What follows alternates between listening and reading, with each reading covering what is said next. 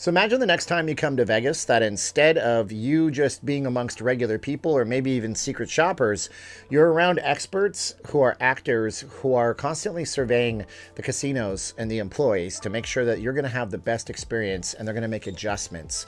This is coming to us from our backroom casino chatter, and we're going to talk about the thought of that actually happening and if it's a great thing for the city or if it's just kind of weird. How's it going, guys? My name is Steven. I am not leaving Las Vegas. I'm a Vegas YouTuber, full-time Vegas blogger.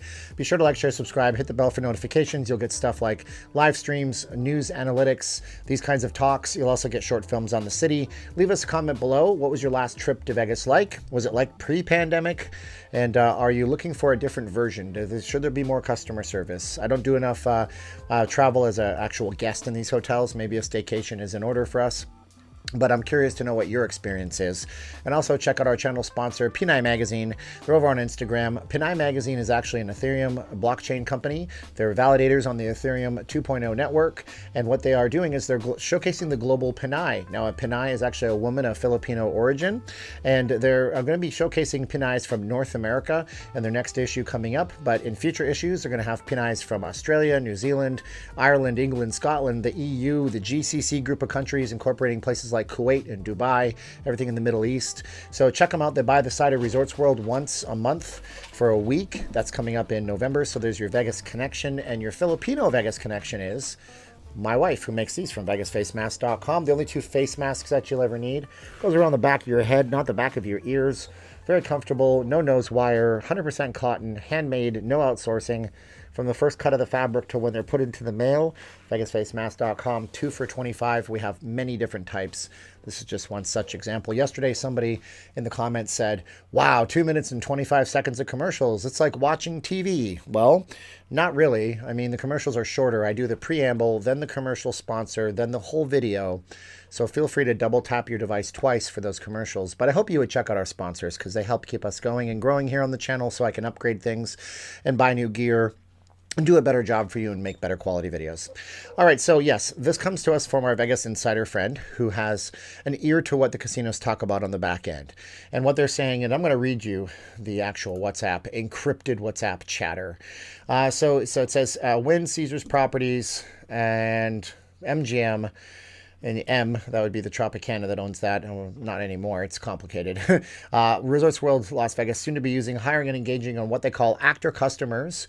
So basically, they're going to be pretend guests that go into the property. The casinos employees don't know that they're pretend guests, but they're going to get a feel for everything. And they're going to give a psychological kind of markup and makeup to what could actually be better. They're going to be ghost guests and be a lot of them checking into the casinos for everything from big events when it's busy to when it's not very busy.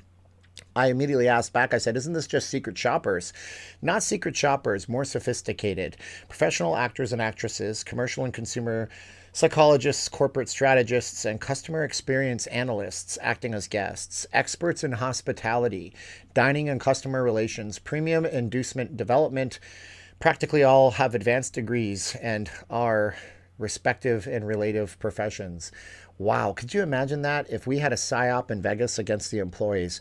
Now, there's some great employees at the casinos here in town. I've met so many of you guys that watch my channel, and one guy I met at the Luxor, he was a day one employee, and that was so cool to meet him.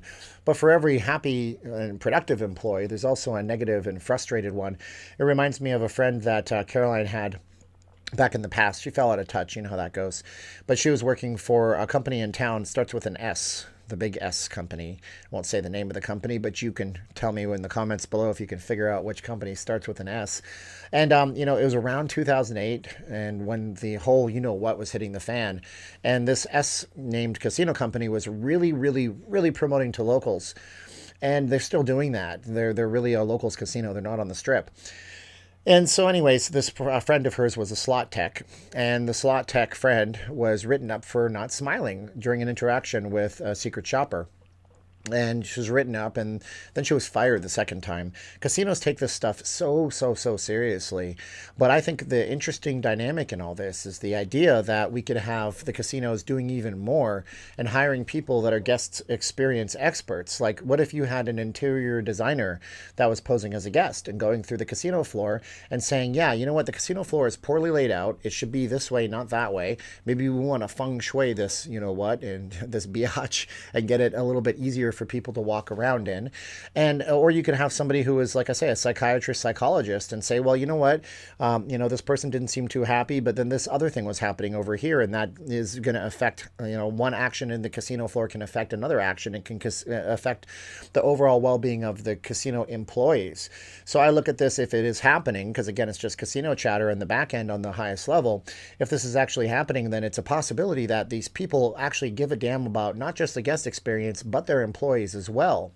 I don't look at it as a gotcha against the employees. And if you're an employee of a casino property and you're watching this and you're freaking out, you only have something to worry about if you're coming to work pissed off and angry all the time. And I've heard some people, and they come at me and they say, the XYZ company employees are upset, they're going to revolt. I don't really consider that, because for every unhappy employee, you might have 5 happy ones. So I think this could be a really good boon and benefit for everybody. And we might get down to what the people really want. And if we can figure out what the people really want, then we can deliver it to them. If we can deliver it to them, we can deliver an experience that is superior here in Vegas, which we are known for. This town is just a town built on experiences. Just going on a tangent here, some people are like, well, what's Vegas to you? And that's the thing. What is Vegas to you?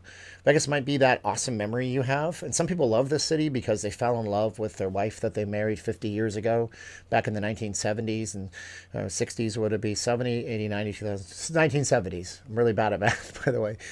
Some people, they hate the city because they fell out of love with their wife or spouse. And then they're like, I hate Vegas. I'm never going back. That's a thing that sits in our heads. We were having lunch with somebody who was talking about how they went down to Fremont Street last time and it just wasn't the same to them. There was something missing. And it turned out that they had actually gone down there the previous time before that with their late husband, who was in the late stage of Alzheimer's, I think it was.